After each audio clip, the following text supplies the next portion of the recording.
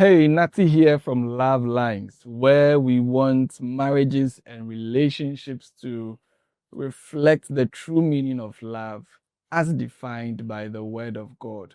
We bring you amazing quotes to inspire your love life. And this is the Comes Right season. We hope you've enjoyed the episode one, where the host came together to give you a lot of techniques and skills on how to improve your communication. Now, this is the episode two, and the quote for today is learn the communication art to win your partner's heart.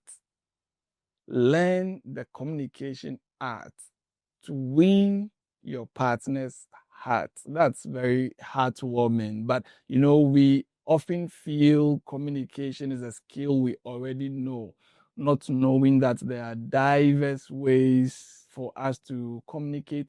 And so we need to expose ourselves to the art of learning for us to improve what we do, what we say, how we choose our words, how we express emotions, how we make the other person understand what is in our head. There are so many dimensions of communication that we already don't know, but we assume we already know. So today we are inspiring you that communication is an art. Learn it and you are going to win your partner's heart.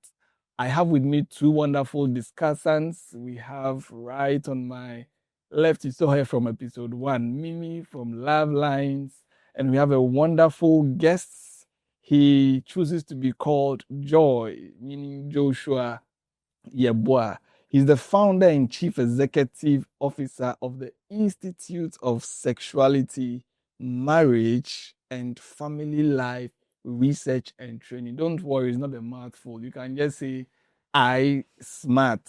And I'm sure you'd hear a lot about iSmart in our conversation. Just to let you know that he is a US trained professional sex therapist from California. So in case you have any issue in that area, you already have someone to connect to. So friends, the quote is very, for me, heartwarming. Learn the communication art to win your partner's heart. So just tell me, what do you think about it? Yeah, maybe. Yeah, so as the quote says, communication is an art, right? So it gives us the impression that it embodies a whole lot of things. It's not just about expression, but also how whatever you're conveying is interpreted by the receiver. And even with expression, it involves a lot of things.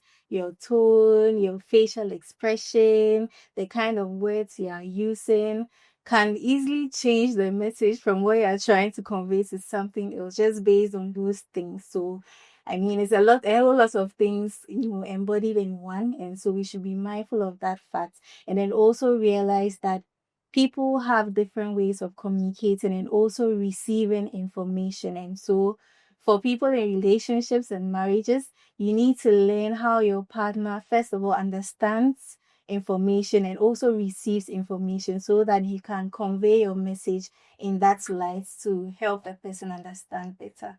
I like what you say about how complex communication is. You see, sometimes we feel when we just speak words, then we are fine, we are communicating. So what you say, it's not just the words that you say, but everything around communication. Joy, what do you think? Yeah, so as my Mary said, so in marriage and relationships, most of the things we do over there are arts that we need to learn. So aside communication, sex is one of the arts that we need to learn. Communication must actually be consciously and intentional, like painting.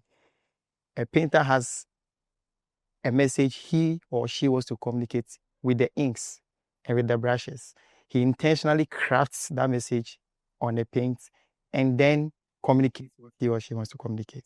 So communication is an act. We must be intentional about it. The choice of words, the tone, the body language, and then the medium of communication is very important. And we have to take time within ourselves. We fell in love with each other based on words. The amount of words we spoke to each other, and we were very patient. The words were premeditated because we wanted to get to know each other very well and then gel very well. And so communication is very critical, and then we must actually learn about it. I really like the example you use about the art. If someone is drawing, sometimes you get to, those people who make these artworks, you give them a picture and they are taking their time to make sure everything on your face is showing on your art. And in the same ways, in communication, you have a picture in your head that you want to paint to someone. So you need to make sure you have really taken your time to learn that art and express what's in your head to the other person. So I know you are a therapist. You have some background in counseling, psychology, all those things. So I hear there are different ways of communication. What are some of? So there are about 4 types of communication styles. You have the assertive communication. Here, the communicator communicates directly, with respect, and then considers the receiver. So communication, we have the one communicating, that is the sender, the medium, and then the receiver. So the one communicating, the sender, considers who is receiving, the timing, considers the tone, considers a lot of things, and is very direct. So he premeditates what he wants to communicate. As you said, the picture, he really thinks about it and then fashions out a way of putting that message out there for the person to really understand. And so he's very thoughtful. It's a very way of thoughtful communication to the other person. And then we have the passive communication. Here, the person tries to avoid speaking, but yes, tries to find other ways of making his or her voice being heard by using words spoken by other people. That yes, just as you said, just as they said, without actually communicating directly. Other people call this the indirect form of communication. Okay. So he speaks, but he doesn't speak. She speaks, but she doesn't speak. She uses non-verbal cues a lot, and then tries to use what the other person is saying as the form of communication to communicate what is in his or her mind. And then we have the aggressive communication. They are more self-centered, aggressive. It's more domineering. They want to, they usually want to say things that is going to hurt the person and then prove a point that they are right. I know people who always want to say that this is what is supposed to be. And the moment you are talking, when they finish speaking and you are talking, what they do usually is to load their verbal gun. Okay. So the moment you are done, then they land their gun on you and then they fire at you. So that is the aggressive type of communication. And then we have the passive aggressive. They are the most dangerous ones. Wow. So they will give you that silence treatment. It's passive, but it's aggressive. You don't see them talking. They'll be and then they are not talking that sarcasm style of communication. They don't speak a lot, but they are actually killing you by that mode of communication. So I think that these are the 4 main. Wow. Friends, watch out for our quote on silent treatment. Your silent treat. I know, let me not give you a spoiler. Yeah, so wow. But do people switch in styles at different times? Or if somebody chooses that this is their style, I don't know, how do people acquire their style and do they switch? Okay. So mainly from how we are socialized from the home. For communication in particularly, we get it from our parents. Okay. How they communicate. Okay. What was the style of your father? What was the style of your mother? How they communicate. You usually tend to learn from the home. Okay. And then as we grow up, from our friends, from movies that we watch, from experiences that we go through. Maybe once the child naturally was an assertive child, but when she or he was growing up as an assertive communicator, the parents didn't like it, and they tried to stop him or he or she from speaking out boldly. Wow. And now he switched to that kind of passive communication. But within that person is an assertive communicator. So it can switch based on the environment. It can switch if you intentionally want to grow out of those bad communication styles to the better ones. Wow. Wow. So that's why we are saying that it's an art. You need to learn. I'm sure there are times when you need to switch into being assertive, being passive. Wow. Yes. Wow. Depending on the environment and the setting. Yeah. There are certain times you need a certain good amount of aggressive. Wow. To make your point. Very clear. So maybe you are listening and your beloved is a passive communicator and you feel like, I don't in other words, he doesn't like talking a lot. So please, I mean, you should understand where the person is coming from, and then now you know how to relate with the person. Thanks for that a lot. I have been educated. But Mimi, from your experience, just before, I mean, I forgot to mention that he is married and she is not married. So we have the blend of discussions here. But why is communication so difficult? I think it has to do, sometimes it has to be with our background, right? The way we understand things are different, the way we process stuff are different. So something that might seem very basic to me that might be different to my partner and then vice versa. And I think sometimes it's also about the fear of being judged or being vulnerable. So sometimes it is very sensitive. It's difficult for people to communicate because we are scared of how your partner will react, especially if they have been past experiences where the person didn't react well. Wow. So it's certain things, yeah. And it also sometimes is because we have it entrenched in our minds that, oh, this thing is very basic. He should know it. She should know it.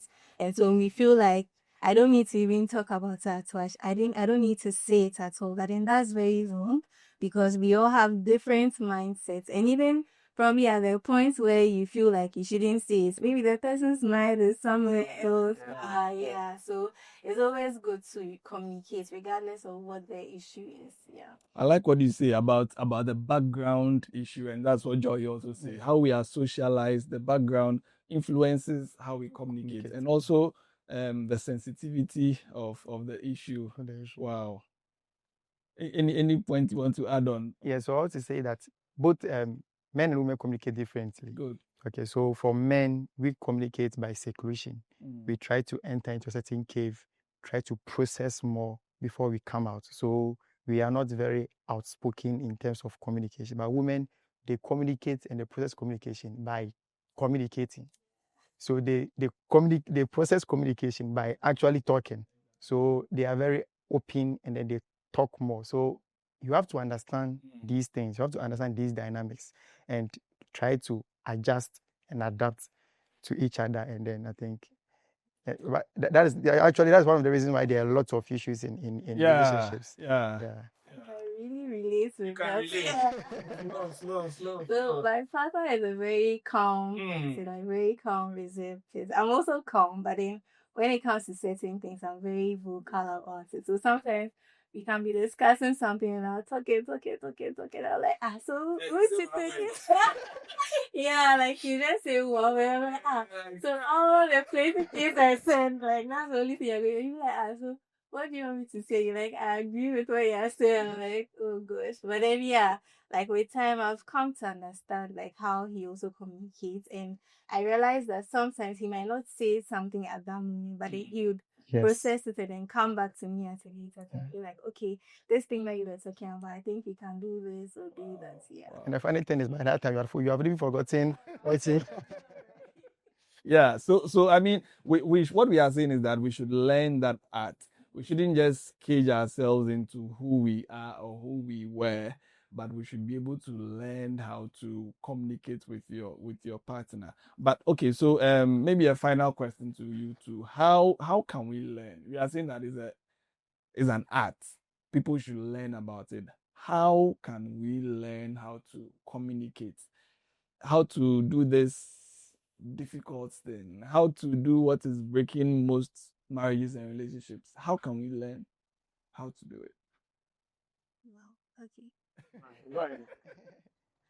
Yes, I think one thing we can do is to learn on the job, to learn through experience. So, like I said earlier, initially I used to have issues with how he would respond to certain things, but then I know now that this is how he is, this is how he communicates. And so, based on that, I also made certain adjustments in how I communicate or the kind of expectation I have when I'm communicating with him.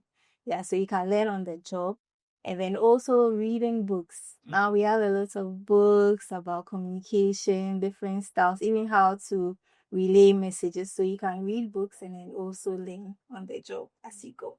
Books, learn on the job. Yeah, so I think, yeah, as she said, the best person to learn how to communicate to is your partner. Wow. Because he or she is the person you always constantly communicate with. Wow. So actually, the solution is to sit down and communicate. Wow. So have an open discussion when it comes to communication. How do you want to be spoken to? in which manner? What are the cultural differences? Because we come from different cultural backgrounds. So for instance, in a local dialect, there's a word that we use on an Ashanti, which means different when I use the same word on a Fanti. Okay, so on Ashanti, when I tell Ashanti, you are Koshini. Koshini simply means that, to a Fanti, simply means that somebody who is a liar. But to an Ashanti, it simply means somebody who hasn't, a low life person who hasn't achieved much in life, a demeaning kind of a word to an Ashanti. So understanding the cultural background and the words that we use, and understanding how your partner processes some of these words would also help you to learn how to communicate with the person, not only your partner, and then family at large, because he or she comes from a family. And the same way, the issues that you are having with her, you're going to have similar issues with the siblings, with the parents, and all that.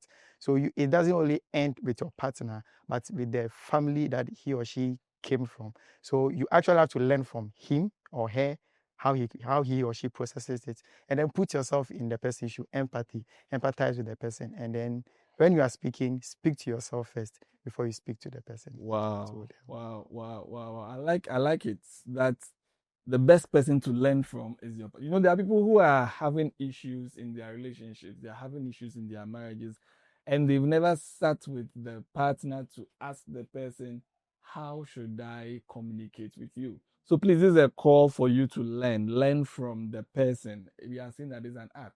Ask the person, how do you want me to communicate? Ask the person, did you get offended? Ask the person, did you understand what I said? Should I repeat myself? Can you please explain what I said? You need to use all these means to learn the arts. This has been a very wonderful discussion. I'll come to you for your final words. Okay, so as we have already said, communication is an act. You must be intentional about it. As a matter of fact, God created the world with words, and we also create our world with words. A good marriage is a product of good words, good communication. A bad marriage is a product of bad words or no words at all. So we have to communicate well and then learn the act, be intentional about it, check our tone, check our body language, and then the words we use. And then I think we are good to go. Wow. A good relationship, a good marriage is a product of words. So if your relationship is not working, if your marriage is not working, please note that it's a product of the words that you have used, on your communication style, on what you do, how you interact. Work at it, learn how to do it, and you'll be fine. We pray you'll be fine. Yeah. Yeah.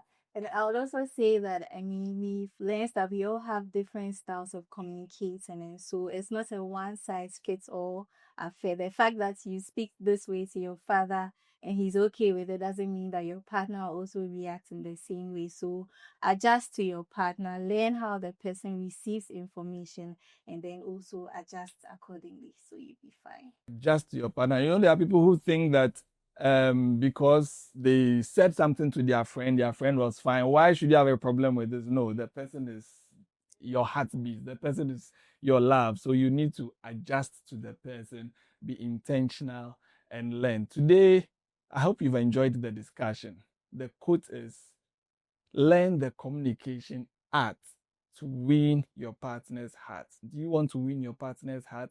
Understand their communication style, understand how they receive information, adjust accordingly. We hope that you have picked something and would apply it. Thank you very much for joining, and watch out for the next episode. It's going to be another amazing quote. Thank you. God bless you, and click the link, comment, like, share the video. God bless you.